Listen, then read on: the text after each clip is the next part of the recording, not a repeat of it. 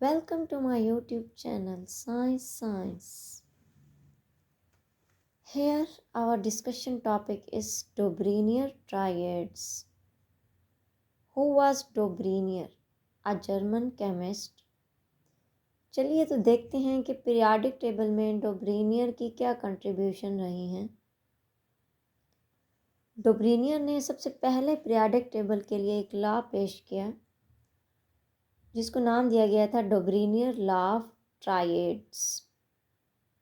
Simply हम इसे कहते हैं लॉ ऑफ ट्राइएड्स। ट्राई का मतलब 3। उसने हर 3 एलिमेंट्स की एक अरेंजमेंट पेश की जिसमें उसने एलिमेंट को अरेंज किया। अब यहाँ पर आपको दिखाई दे रहा A B C B B A C. अब हमें नहीं पता कि उसने एलिमेंट्स को किस तरतीब में अरेंज किया। He arrange the triads in increasing order of their atomic masses. उसने एलिमेंट्स को सबसे पहले एटॉमिक मासेस की बुनियाद पर अरेंज किया, तरतीब दिया।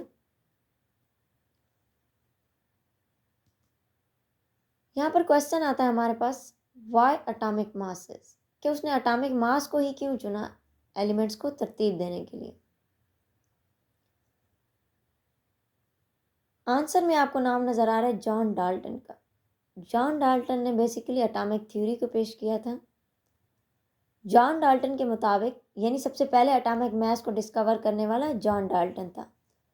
जॉन डाल्टन ने डिस्कवर किया कि 2 elements can be differentiated on the basis of their atomic masses, कि किसी भी 2 एलिमेंट को हम उनके एटॉमिक मासेस की बुनियाद पर डिफ्रेंशिएट कर सकते हैं। क्योंकि सबसे पहले जॉन डाल्टन ने एटॉमिक मासेस थ्योरी पेश की थी, तो इसमें यह पॉइंट नहीं बनता था कि उसने कोई गलत पॉइंट पेश किया या एटॉमिक मासेस की बुनियाद पर हम एलिमेंट्स को अरेंज नहीं कर सकते। ये उसका पॉइंट बिल्कुल ठीक था। तो डोब्राइनर ने एलिमेंट्स को अरेंज किया उनके एटॉमिक मासेस की बुनियाद पर। उसने 3 एलिमेंट्स के ग्रुप बनाए। मिडिल का जो एलिमेंट रखा गया, मिडिल में उसने वो एलिमेंट रखा जो बाकी 2 एलिमेंट के एटॉमिक मासेस की एवरेज से उसका एटॉमिक मास निकलता है। Mass of the middle element is the average mass of the other 2 elements, कि मिडिल एलिमेंट का जो मास होगा वो बाकी 2 एलिमेंट्स का एवरेज होगा। यहाँ पर हमें 3 एलिमेंट्स के सेट नज़र आ रहे हैं, lithium, sodium, potassium, chlorine, bromine, iodine, calcium, strontium, barium. जी, तो अगर हम देखें लिथियम, सोडियम और पोटाशियम को, तो लिथियम का एटॉमिक मास 7 है, पोटाशियम का 39, सोडियम का एटॉमिक मास क्या निकलता है यहाँ पर 23। तो डोब्राइनर के मुताबिक के लॉ ऑफ ट्राइएड्स के मुताबिक सोडियम का एटॉमिक मास क्या बनता है 23, which is the actual atomic mass of the sodium atom. तो यहाँ पर तो उसका जो लॉ है, जो उसने लॉ पेश किया लॉ ऑफ ट्राइएड्स, वो सही आ रहा है। नेक्स्ट उसने किया क्लोरीन, ब्रोमीन एंड आयोडीन पर। मिडिल एटम हमारे पास ब्रोमीन है, तो ब्रोमीन का जो एटॉमिक मास होगा वो क्लोरीन और आयोडीन का एवरेज होगा। अगर हम इसे निकालना चाहें तो ये कुछ निकलता है हमारे पास 81.25 में। एक्चुअल एटॉमिक मास जो है वो ब्रोमीन का वो है 80, तो राउंड अबाउट करीब करीब ही है, तो इसको भी सही माना गया। नेक्स्ट उसने लॉ ऑफ ट्राइएड अप्लाई किया कैल्शियम, स्ट्रांशियम एंड बेरियम। स्ट्रांशियम चूँकि हमारे पास मिडिल एलिमेंट है, तो इसका एटॉमिक मास हमारे पास आया 88.5 में। लेकिन पीरियोडिक टेबल में इसका एक्चुअल एटॉमिक मास क्या है स्ट्रांशियम का 87.62।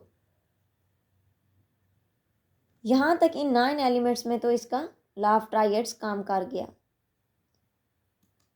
जब हम आते हैं इसकी इम्पॉर्टेंस की तरफ, क्योंकि हमने जितने भी पीरियोडिक टेबल को अगर हमने पढ़ा हो, उसको डिस्कस किया हो, आप जिस भी उसमें टॉपिक में जाएंगे तो आपको लॉ ऑफ ट्राइएड्स यानी डोब्रीनियर का काम नज़र आएगा। अगर इसका काम पीरियोडिक टेबल में पूरी पीरियोडिक टेबल पे अप्लाई नहीं होता, लेकिन फिर भी इसके काम को इम्पोर्टेंस दी जाती है। वाई?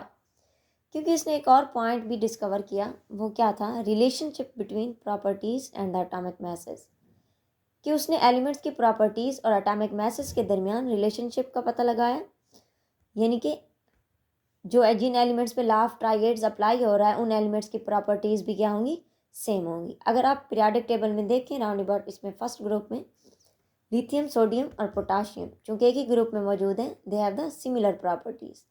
तो ये डोब्रेनियर लॉ ऑफ ट्राइएड्स की क्या थी, प्रॉपर्टीज़ थी, यानी उसकी इंपॉर्टेंस है जिसको निगलेक्ट नहीं किया जा सकता। इंपॉर्टेंस के साथ साथ उसकी कुछ लिमिटेशंस भी थी। Only few elements could be arranged in this way कि डोब्रेनियर लॉ ऑफ ट्राइएड्स में overall the periodic table Chand elements ऐसे हैं जिस पर उसका लॉ ऑफ ट्राइएड्स अप्लाई हो सकता है। Thank you.